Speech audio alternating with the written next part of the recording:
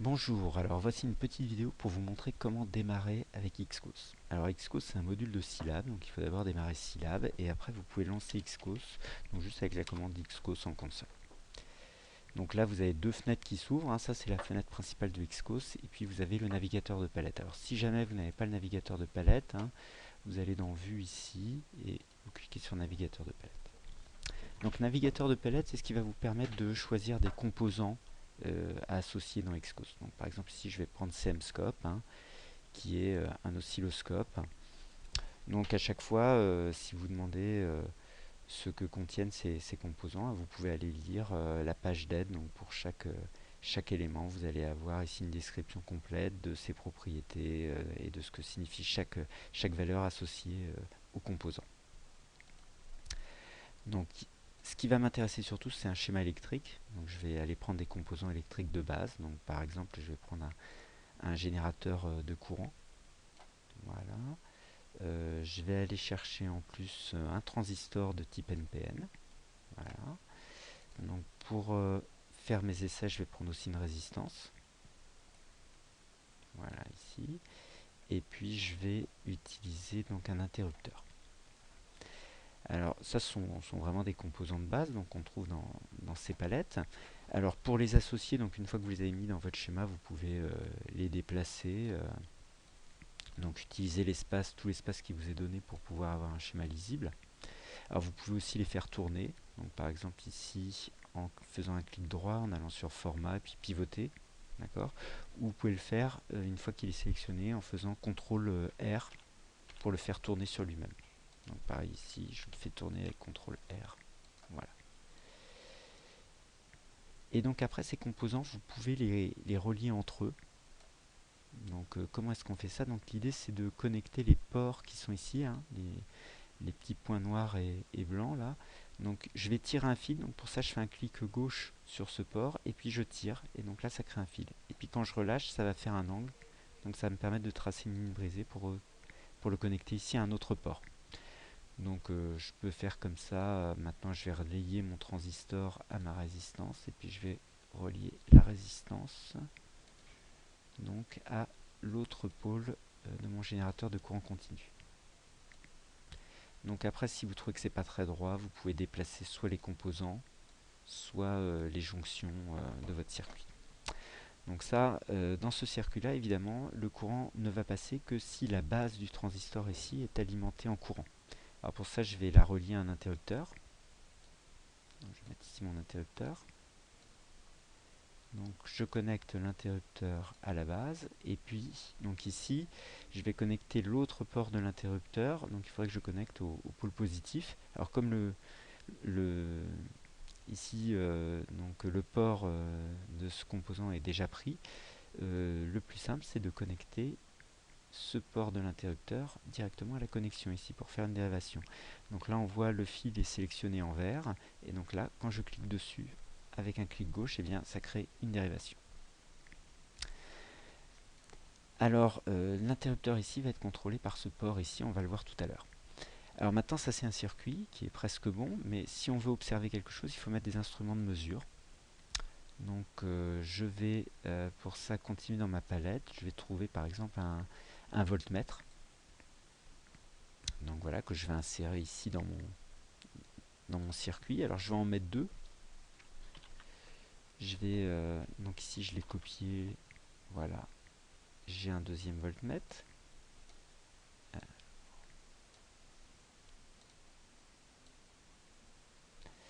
Alors je vais en mettre un par exemple qui va prendre la tension aux bornes de ma résistance, voilà.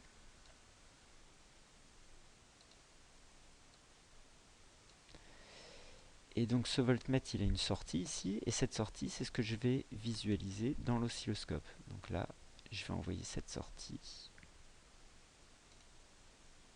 voilà, dans l'oscilloscope. Alors pareil je vais en mettre un deuxième ici.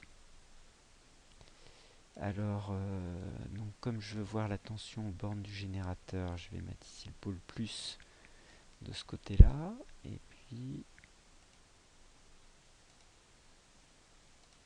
voilà. Alors des fois ça arrive comme ça quand vous cliquez, il peut y avoir des des espèces d'artefacts, donc je vous conseille de déplacer les connexions jusqu'à ce que vous obteniez quelque chose de lisible. Donc des fois l'ordre est inversé un petit peu. Et donc ici la sortie, je vais l'envoyer sur le deuxième port de l'oscilloscope. Alors l'oscilloscope ici, vous voyez, il a un port qui est non utilisé, donc tant que tous les ports ne sont pas connectés, c'est que votre schéma n'est pas vraiment fini. Donc ici, l'oscilloscope, il a besoin de quelque chose pour lui indiquer quand est-ce qu'il doit afficher les valeurs. Donc il a besoin d'une horloge pour lui dire quand il doit faire l'échantillonnage des valeurs envoyées par les voltmètres.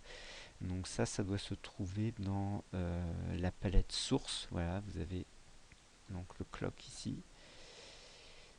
donc qui est une horloge que je vais mettre ici et qui va contrôler l'oscilloscope.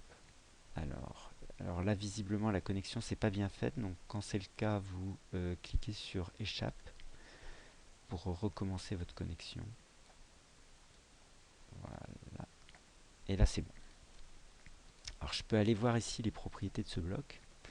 Donc, vous voyez qu'en fait, il a un temps d'initialisation et puis surtout une période, une fréquence à laquelle il va envoyer son signal. Donc ici, tous les dixièmes de seconde, l'oscilloscope va afficher quelque chose. Alors, on peut aussi aller voir, hein, l'oscilloscope, il a des propriétés.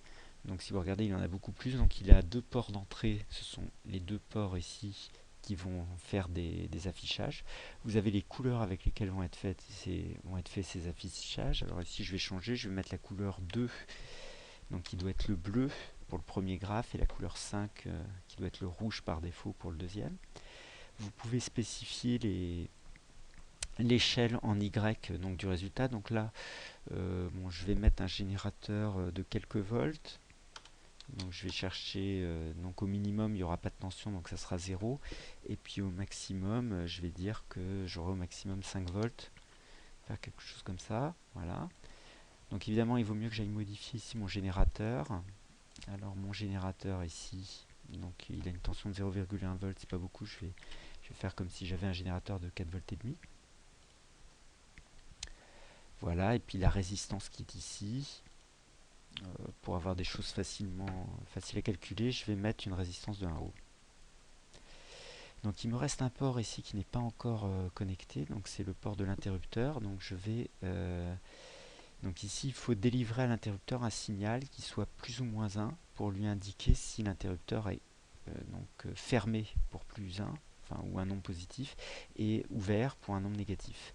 Alors plutôt que de le faire manuellement, je vais utiliser dans ma palette, je vais chercher donc une source de courant, de signal carré. Voilà, que je vais mettre ici.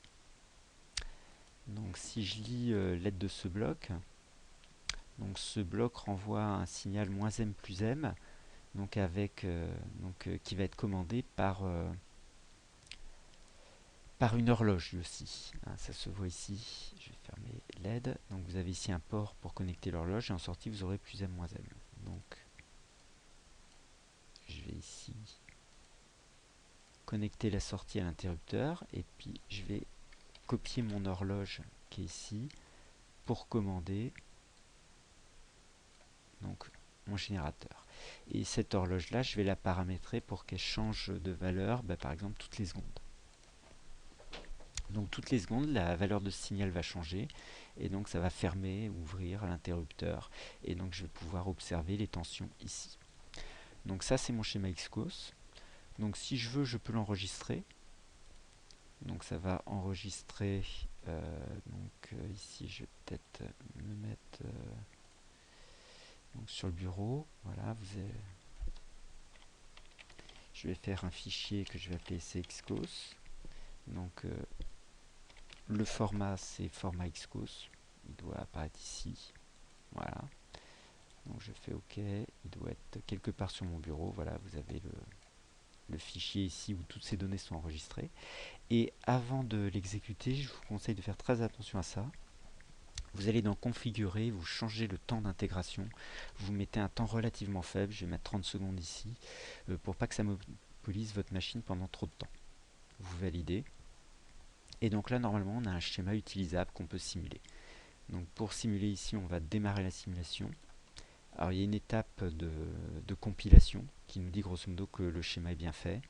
Et puis voilà, on a le résultat ici de notre simulation. Alors le premier graphe, donc ça correspond ici au premier voltmètre.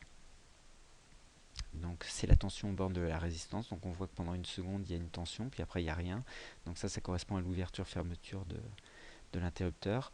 Par contre sur le deuxième il n'y a rien, très certainement parce que j'ai fait une erreur ici en connectant les bornes. Bah oui, j'aurais dû connecter les bornes dans l'autre sens. Alors ce que je peux faire, c'est soit je les reconnecte, soit je modifie les paramètres de mon bloc. Par exemple ici je vais mettre...